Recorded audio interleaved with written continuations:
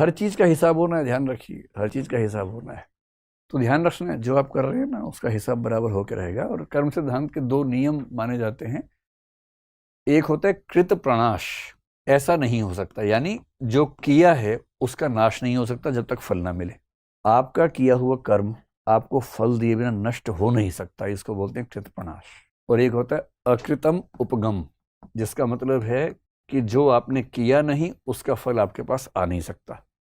तो ध्यान रखना है।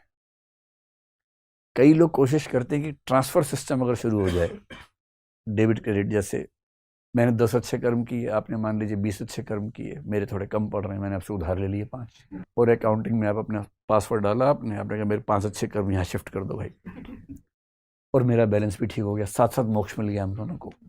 पर हिंदू धर्म में इसका स्कोप नहीं है। बौद्ध धर्म में है, महायान परंपरा में एक कंसेप्ट है बोधिसत्व। आपने सुना है बोधिसत्व? बड़ा प्रसिद्ध शब्द है। बोधिसत्व के कंसेप्ट में महायान बुद्धिज्म मानता है परिवर्त एक कंसेप्ट है। परिवर्त का मतलब है अपने अच्छे कर्मों को दूसरों पे शिफ्ट कर देना।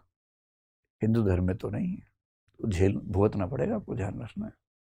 तो ये जो दो नियम हैं, इसका भाव आप समझ गए कि जो किया है वो नष्ट नहीं होगा, नहीं किया है आएगा नहीं। एक मिनट, एक बात और बताऊं, क्रिश्चियनिटी में ऐसा एक सिस्टम है